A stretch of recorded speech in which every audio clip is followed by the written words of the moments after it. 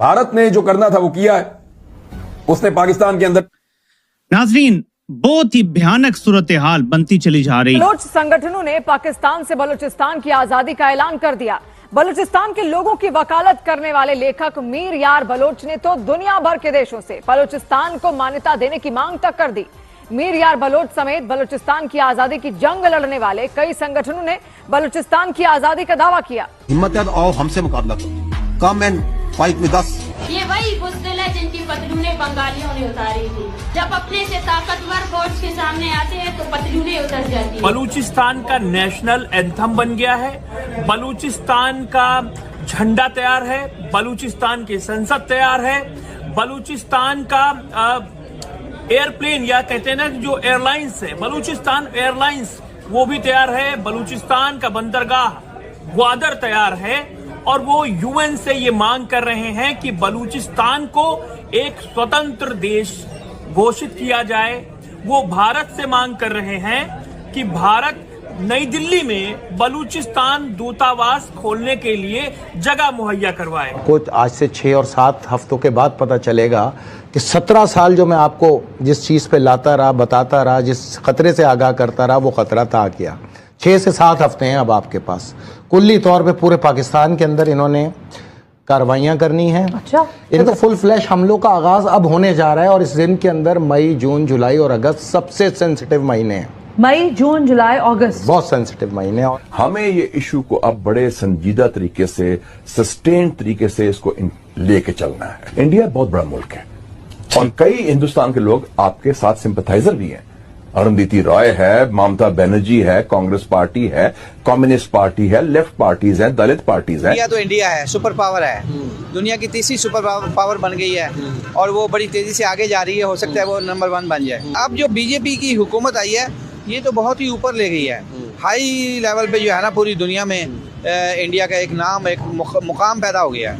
तो देखो ना, उन्होंने कश्मीर को अपने हिस्से में ले लिया, इंडिया में ले लिया, कश्मीर खत्म कर दिया, जम्मू कश्मीर को खत्म कर दिया, उसकी हैसियत को खत्म कर दिया। अब वो इन्वेस्टमेंट कर रहे हैं, वहाँ ट्रेनें चला रहे हैं वो हैं जी। वहाँ अमृतसर से ट्रेन चलेगी, वहाँ जनाब श्रीनगर तक जा रही है वो, और वो बम्बई से ट्रेन जा रही है तो दुबई जा रही है। वो पता नहीं कहाँ पहुँच गए यार इंडिया वाले। हम अब मोदी ने कह दिया है कि हमारा जो पहलगाम है ये हमारा 9 मई है। अब जब भी कोई दहशतगर्दाना हमला होगा भारत में, कोई भी करेगा, पाकिस्तान को इसका जवाब दिया जाएगा। समझ आ रही है आपको? पाकिस्तान में 9 मई को बहाना बना के जलसे जुलूस सब कुछ रोक दिया गया। अब मोदी कह रहा है, Narendra Modi the PM of India is saying कि अब कोई भी दहशतगर्दी का वाकया हुआ तो हम अपनी मर्जी का जवाब देंगे। और ये न्यू नॉर्मल हो गया है ऑपरेशन सिंदूर के बाद। ये बड़ी खतरनाक सूरत हाल है। अगर पाकिस्तान में कोई अक्ल वाले हों तो वो इसको सोचें। अब सुनते हैं दूसरा क्लिप। मैं दिखा नहीं रहा आपको, सिर्फ सुना रहा हूं, ये भी बड़ा इंपॉर्टेंट है। भारत का मत एकदम स्पष्ट है। टेरर और टॉक एक साथ नहीं हो सकते। टेरर और ट्रेड एक साथ नहीं चल सकते और पानी और खून भी एक साथ नहीं बह सकता। मैं आज विश्व समुदाय को भी कहूंगा, हमारी घोषित नीति रही है, अगर पाकिस्तान से बात होगी तो टेररिज्म पर ही होगी। अगर पाकिस्तान से बात होगी तो पाक ऑक्युपाइड कश्मीर पीओके उस पर ही होगी। तो ये आपने सुन लिया। बड़ी इंपॉर्टेंट 3 बातें नरेंद्र मोदी ने की हैं। नंबर 1, दहशतगर्दी और मुज़ाकरात साथ साथ नहीं हो सकते। खून और पानी भी साथ साथ नहीं बह सकते। यानी पानी की तरफ भी इशारा दिया है कि दहशतगर्दी पाकिस्तान करवाता रहेगा तो पानी को भूल जाए फिर पाकिस्तान। और इंपॉर्टेंट बात, कश्मीर पे बात तो दूर की बात है, जो बात होगी वो होगी जो पाकिस्तान के कंट्रोल में कश्मीर है उसके ऊपर। हमारे वाले पे बात का आप सोचना भी भूल जाएं। ये बड़ा इंपॉर्टेंट पैगाम दिया गया है पाकिस्तान को, क्योंकि डोनाल्ड ट्रंप ने अपनी ट्वीट में वाज़ेह किया था कि कश्मीर के मामले को वो हल करवाने की तरफ दिलचस्पी ले रहा है।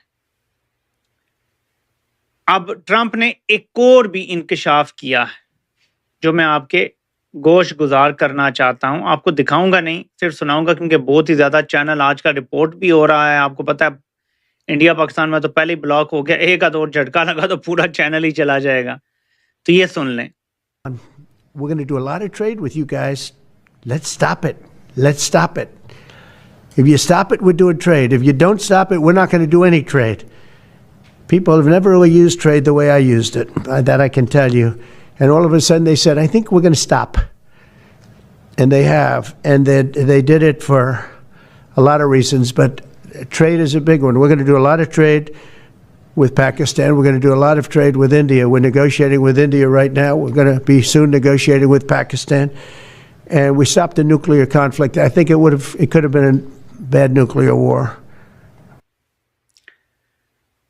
तो ट्रंप ने वाज़ेह किया है कि मैंने दोनों ममालिक को ये कहा कि अगर आप मेरी बात मानेंगे और ये रोक देंगे तो ट्रेड होगा, बात नहीं मानेंगे तो दोनों से किसी किस्म की कोई तिजारत नहीं होगी।